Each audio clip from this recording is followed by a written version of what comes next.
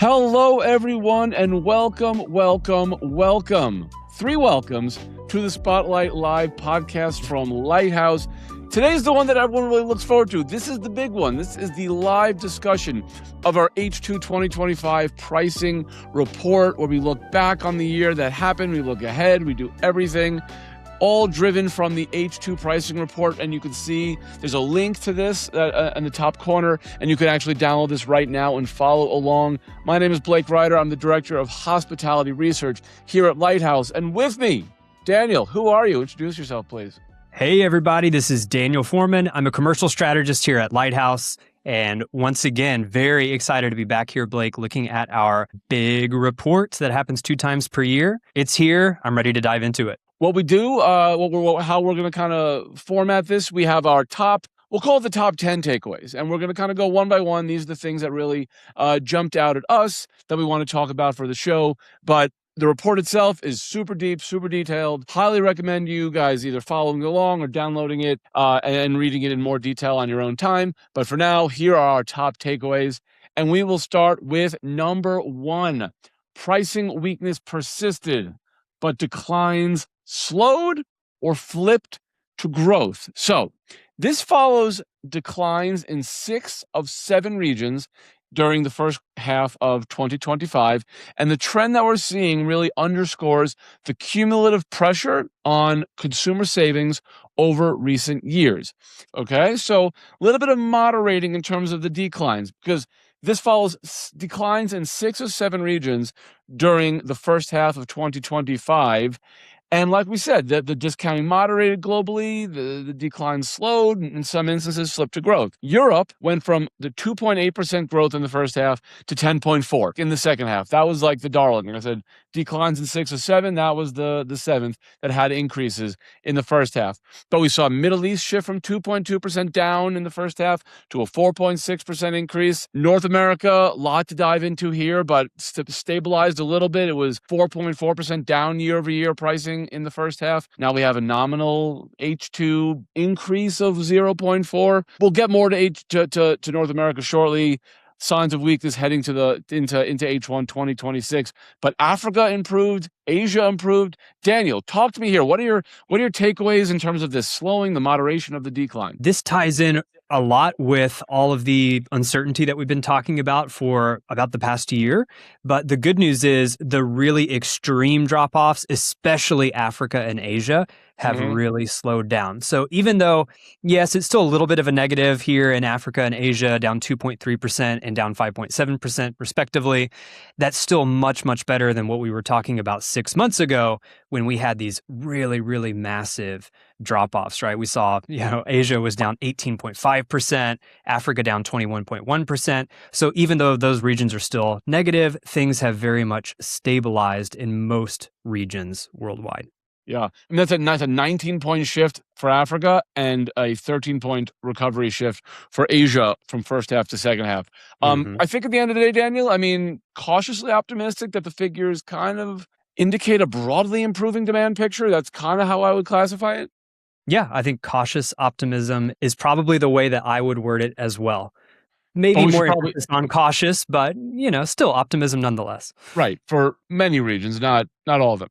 And we'll get to and we'll talk about North America, spoiler. The elephant in the room. Let's move on to number 2. So familiar branded experiences continue to be favored. We say this a lot, but it comes through in the data. It's true. When times are uncertain, branded continues to outperform independence. In the second half, it's familiarity is king in uncertain times. When people are thinking with their wallets, people are not sure what's going on with the economy, with the global uncertainty. When that happens, people want familiar experiences. Not everybody, but a lot of people, and it comes through in the numbers. However, the gap in performance narrowed compared to where it was in the first half of the year. First half of the year, there was a year-over-year decline for branded at 2.6 and a 10.3% decline for independents. So that was a fairly wide spread. Now in the second half, 1.1% price increase for branded and a 1.9% decline for independents. So that's a 3.7 percentage point difference. which is a much more narrow spread versus what I just said for the first half. And now, Daniel, talk to me about how it might differ by region. What's going on from a regional look in terms of branded versus independent? Yeah, let's talk about some of the individual regions because each one of these kind of tells their own interesting story. So a couple of points that I'll bring up is Europe has been kind of the most insulated region for about the past year as far as hotel pricing growth goes. So looking at both branded and independent, they're both doing quite well, but it's the branded hotels that are up 12% year over year and the independents that are up 9.4%. Then let's quickly zoom over to the Middle East. I'm bringing up the Middle East because this is kind of the one exception where you've actually got independent hotels that are outpacing branded hotels for their pricing growth. But other regions that I think are interesting as well, Oceania, which we talked about on our last pricing report, was down really, really big kind of across the board. You can see it stabilizing, but you've still got that independent segment that is still down pretty big at 9.1% decline year over year in pricing. And then also North America, this was an interesting one on our last pricing report, but here you've kind of got a split where branded hotels are seeing 1.2% growth and independent hotels are down 5.2%. So for 6 out of 7 regions, you've still got branded hotels beating independent hotel pricing for year-over-year growth. But like you said, Blake, it's a lot more balanced now. All right, let's move on to number 3. We'll talk about hotel performance by star class. Now, hotel pricing diverged significantly by star rating. The one I should say 2 exceptions. One was Europe, and there was uniform growth across the star segments. North America, all categories declined by between 1 and 3%. So there was more uniformity in North America and Europe, though Europe was positive and North America negative. The most extreme disparity we saw was in Latin America, where we saw a 9-point gap. 4-star hotels up 5.8%, 5-star down 2.9%. So, I mean, Daniel, it's a strange one because you have these exceptions in North America and Europe. You have this disparity in Latin America where 4 and 5-star are up and down.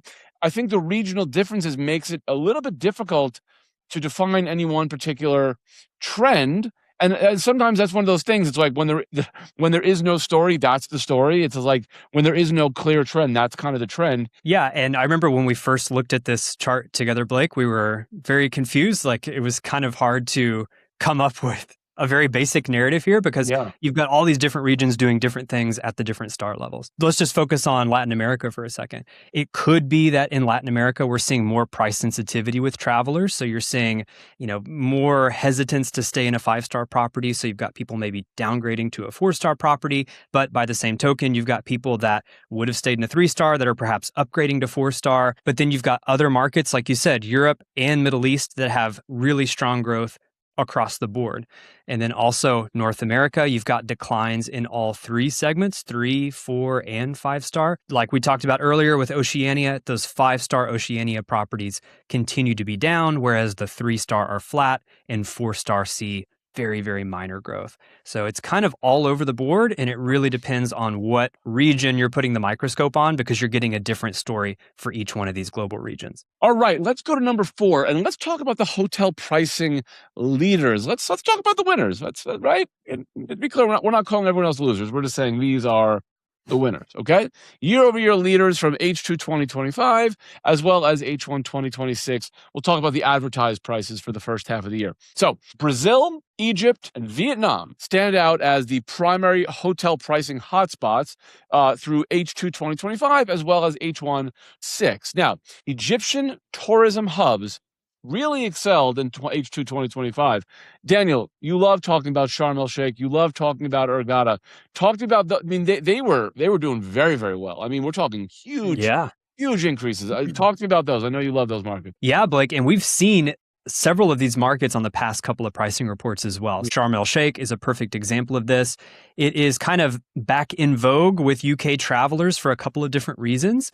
You've got a very favorable currency exchange rate right now between the pound and the Egyptian pound.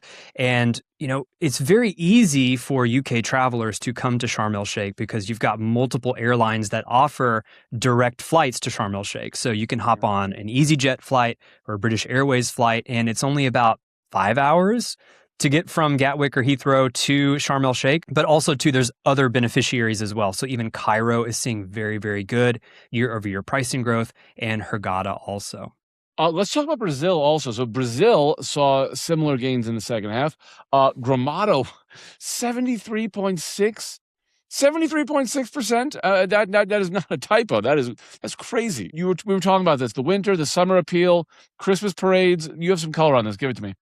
Yeah, and this is another market that we also showed you on our last pricing report. So Gramado, this is kind of the definition of Brazil's Instagrammable destination that all the celebrities go to. Is very, very famous, very big on social media and things like that. So what is going on in Gramado? What makes it so special? Well, it's almost like a European alpine themed destination, and it's really popular with Brazilians that want to go to somewhere that has a little elevation. It's a little bit cooler than the north. So it's very, very popular right now. And, just Google it right now. You'll see all kinds of articles Looks about like Gramado Switzerland. and how it's yeah. If you look Looks it up, like there's little Switzerland. chalets and Yeah. it looks nothing like what you expect Brazil to look like. But, hey. It's a lot quicker than going to Switzerland if you live in Brazil. Yeah. Jump on up to Gramado. But otherwise, we see really strong growth in Fortaleza, in Porto Alegre, in Florianopolis. Strong growth. And looking ahead to H1 2026 for advertised pricing, Vietnam, growth leader for the first half of 2026 for advertised pricing. Sharp turnaround. We're seeing almost 123% growth in Phu Quoc, 84% growth in Da Nang. We had some really good color last episode of this when we did the H1 pricing report about Da Nang. And for those of you who did not tune into that one, Daniel, could you kind of quickly give a little summary about the SIM card marketing plan that actually worked? This was an interesting one because Da Nang last year was actually in our list of biggest pricing drops. So last year, Da Nang was kind of in a bad way pricing wise for their year-over-year growth. And they rolled out a very interesting marketing plan to spur some international inbound tourism and demand. What they were doing was offering free SIM cards to people who came to Da Nang. And what I find so fascinating is how quickly this turnaround happened. So you had big drop-offs just 6 months ago when we were looking at this data, and it looks like that marketing campaign has very much worked in Da Nang because now we have really strong pricing growth in that market, but some of the other markets within Vietnam as well. Yeah, I mean, at the end of the day, I think that the leaders that we're seeing here, all the ones that we just spoke about, these are destinations that offer adventure, they offer exotic appeal, and also remaining highly cost competitive. At the end of the day, that reflects the shifts in consumer tastes and spending power and how people still want kind of adventure. They want excitement, but they're also not doing so by breaking the bank. Value is significantly driven, I also think, by currency movements. The Egyptian pound, we were talking about this, Daniel, it's devalued 58% against the euro since January of 2022. The Vietnamese dong fell 26% against the dollar and 18% against the euro during the same time period. So when you have this kind of confluence of exchange rate driven travel, people thinking with their wallets, these are the kind of the destinations that we're seeing excel. One more point to make here is that in terms of the boost from the upcoming World Cup, we're seeing Monterey, Vancouver, and Mexico City really doing very strongly, but no U.S. destination made the list. And I think that kind of generally suggests soccer fans are perhaps just more apprehensive about visiting or booking travel to the U.S. at the moment. Obviously, it's coming through in the numbers. All right, let's move on to number 5, underperforming hotel markets. And we're not calling these losers. They're just underperforming. We have the winners and we'll have the underperformers, right? And this is the year-over-year underperformers from the second half of 2025, as well as looking ahead to H1 2026 on an advertised basis. Now, we talked about this in the H1 read-through about how over-tourism is becoming a trend and people are trying to escape the over-tourism and how it's starting to really flow into the numbers. And that's what we're seeing right now. Over-tourism looms large over the bottom-performing destinations in both 2025 as well as looking ahead to pricing in 2026. Because at the end of the day, I think it's safe to say that consumers are no longer following the crowd because several of the world's most visited tourism destinations are setting noticeably lower price floors in early 2026, and we saw it in 2025 H2, because the list of the bottom performing destinations for both actualized H2 pricing from 25 and advertised forward-looking pricing for 2026, it almost reads like a jet setter's wish list from a few years ago. And it features markets that previously recorded these big, grandiose post-pandemic growth rates, like Saint Tropez, down almost 50% year over year in the second half, and advertised pricing is down at a similar level in H1.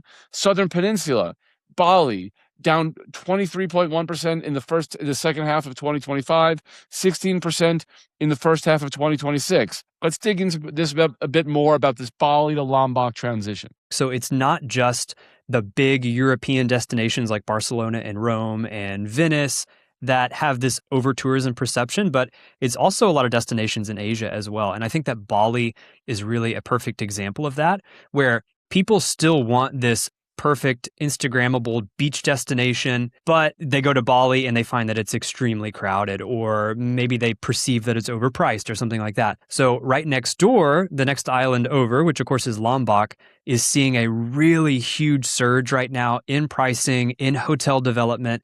And, if you're watching this, I invite you to just simply Google Bali, Lombok, and then click the news tab. And there's lots of stories out there right now. For example, on BBC, there's a story that says, is Lombok the new Bali? So it's very much experiencing that boom that Bali experienced 10 or 15 years ago. And it is showing up in the hotel pricing. It's very, very obvious that there's this shift in demand from Bali to Lombok. Venice, down in the second half, about 16%, over tourism. Jamaica, obviously, with the hurricane. So, Japan, also fairly prominent on the list.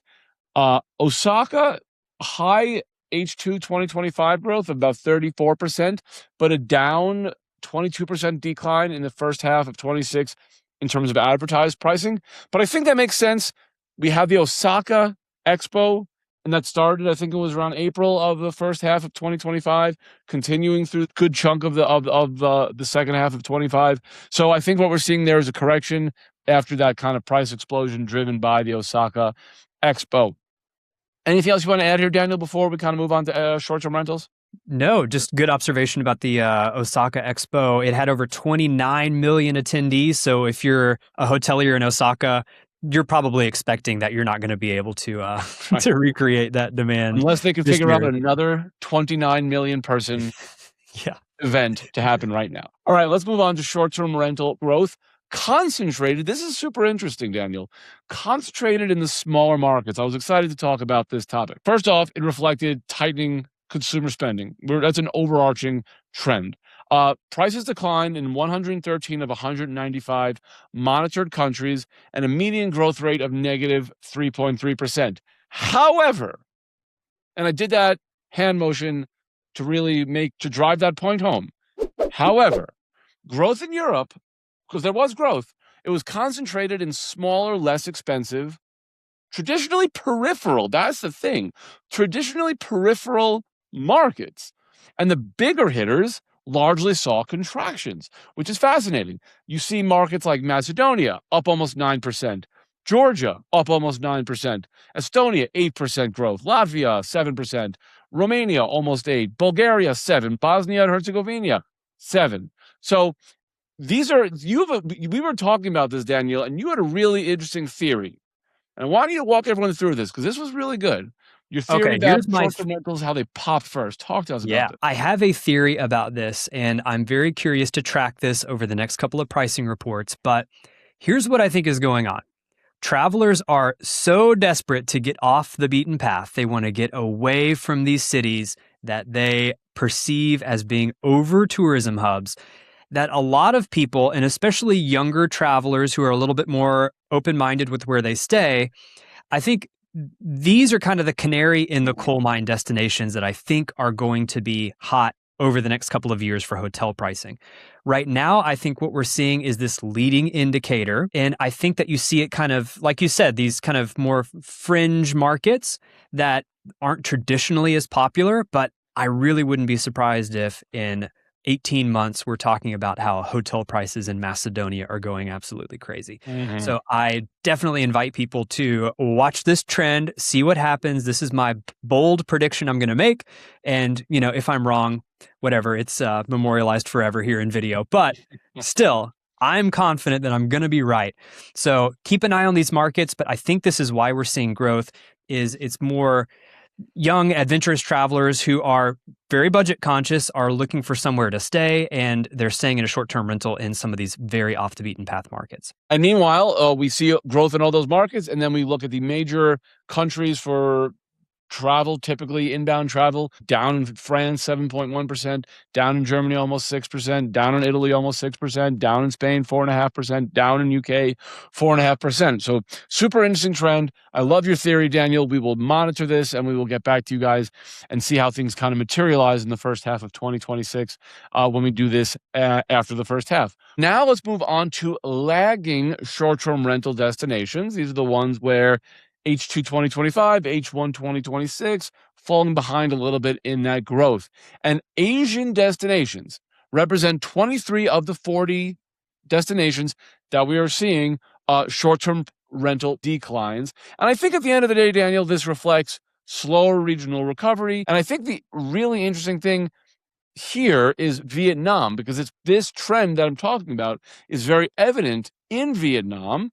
And that's essentially a pretty big contrast to what we were saying, right, about Vietnam in terms of hotel pricing, where it was a hotspot. We are seeing multiple destinations falling in the first half of 2026 for Vietnam. Very interesting. And moving on to our number 8, pivotal factors expected to shape market dynamics over the coming 6 to 12 months. Here we go. All right. Here's kind of the action items, or the so what, or what we think is going to potentially shape how hotel commercial leaders should be strategizing. Okay. So improving sentiment outside of North America. That's kind of the caveat, right? Outside of North America. So beyond North America, consumer sentiment is experiencing call it a gradual recovery. And it's currently translating into higher advertised hotel prices across most international regions. We're seeing it. We're talking about price declines moderating or flipping to growth. North America, headwinds from a safety standpoint, from internationals not wanting to come here standpoint. And we have the World Cup, right? I mean, this is we've been planning for this. This is something that hoteliers have been like, this is what I make my money. This is the big event. But despite the boost from the World Cup, demand indicators and pricing in North America, it remains down year on year, more or less pointing to a more challenging and volatile period ahead. Travelers are prioritizing stability, which North America, unfortunately, at the moment doesn't offer, or not the way it used to. Stable destinations across Asia, across Europe, across the Middle East continue to really dominate the forward demand indicators. And travelers at the end of the day are just increasingly favoring geographic and economic stability in response to geopolitical and economic uncertainty. Daniel, H1 2026 advertised hotel pricing. What do we see? So my takeaway here, Blake, is the graph that's up on the screen right now for our viewers. I would expect these regions to continue this positive growth momentum. And then for the regions that are down, I think that we're probably also going to see somewhat of a continuation in those sort of trends. So the indicators that we need to be looking at are things like, consumer confidence in each of these regions. North America is very telling because that's 6.6% drop in pricing, and that's with the World Cup, right? So we need to keep an eye on what travelers are thinking, what they're saying, where the demand is falling in each of these different regions. But we're going to see regions like North America, I think, continue to struggle a bit through the end of the year. Let's talk about number 9, destination demand patterns for the first half of 2026. Now, global forward demand indicators, they confirm the current weakness in North America. We see most regions showing stability or modest growth for H1 2026, but a 3.4% decline for North America. It's the most significant year-on-year drop of any of the global regions, but otherwise positive forward-looking demand indicators. Patterns are showing a clear preference for stable destinations with well-established tourism industries within their regions. European and Northeast Asian destinations are featuring prominently in forward-looking demand growth for 2026. Specifically for Europe, we have growth driven by the southern and the eastern flanks. Croatia 3.1%, Cyprus 3%, Hungary almost 3%, Slovenia 2%, about a little over 2%.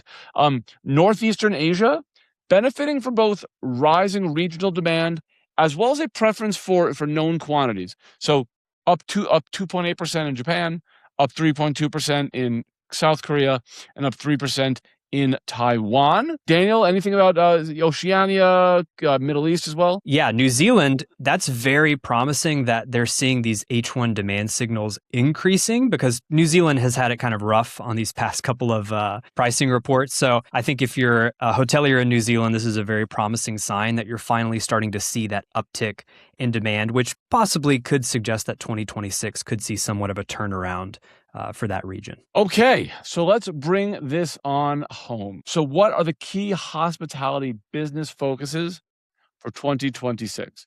Daniel, why don't you kick this one off? Bring us on home. We'll sound like a little bit of a broken record here, but it's never been more true. Prepare for volatility. And this is due to ongoing geopolitical and economic tension. So right now, things are just very unpredictable in general. It doesn't really matter the industry necessarily, but for us in travel and hospitality, that's more relevant than ever. So if you are feeling the effects of uncertainty, then it really does help to have some of these forward-looking demand tools, because that helps you spot things much quicker than a competitor can. And it just gives you that peace of mind of, okay, I know that we're going to be down for this month here, but we're seeing really good demand for the following month. It just helps give you kind of that ballast and helps you understand where your demand's coming from and helps you kind of smooth out the curve a little bit. Nicely done adding ballast in there. It's always good to add a nautical term in when a nautical analogy. I like that. That was good. That was good. I like that.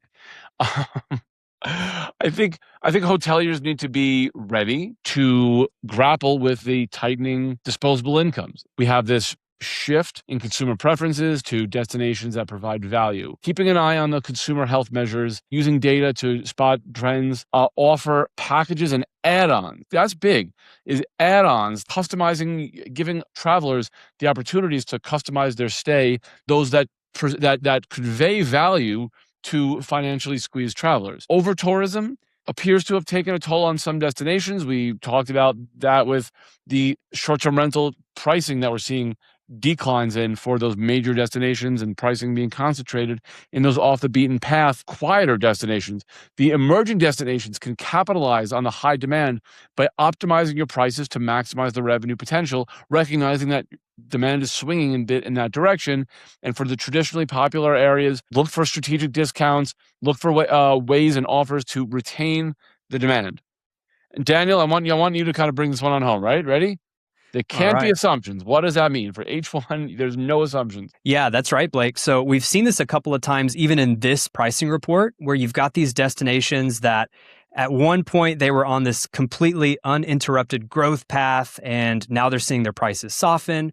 And then you've got other markets like Da Nang in Vietnam, where they've done a complete 180 in something like 6 months. It's really powerful to be able to look for those forward-looking demand signals, because everything is changing all the time, so much more quickly now in 2026. So allocating those market resources, especially for things like targeted campaigns, and just knowing when to price, when to make rate changes, and doing it on the fly is super important. So that is why we've got that as our last major takeaway of the pricing report. Thank you so much, Daniel. You put that so perfectly, that you need to be able to capture forward-looking demand signals far in advance. And the only way you could do that is by having data that you can trust. It needs to be actionable data you have confidence in, right? The data that you can actually say, okay, I'm going to make decisions based on that. So if you're looking for that, if you're trying to figure out where you can find that data, get in touch with us, mylighthouse.com, www.mylighthouse.com. We are a complete commercial platform for the hospitality industry. Let us know how we can help you. You can't be slowed by manual workflows today. You just can't. There's too much happening, too much nimble. You need to be agile. You need to be quick on your feet. And if you don't have that, get in touch with us. Let us know how we can help. We do this longer form podcast every other month, but we have content on our Spotlight podcast feed weekly. We have quick takes. We have interviews. We have these. We have The Dirt, which is every other week as well, where we look at pricing movements over the preceding 2 weeks. So if you're not subscribed to the Spotlight podcast, take a look on wherever you get your podcasts, and you can find the Spotlight. Great content coming through.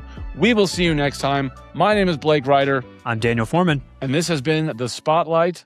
We'll see you next time.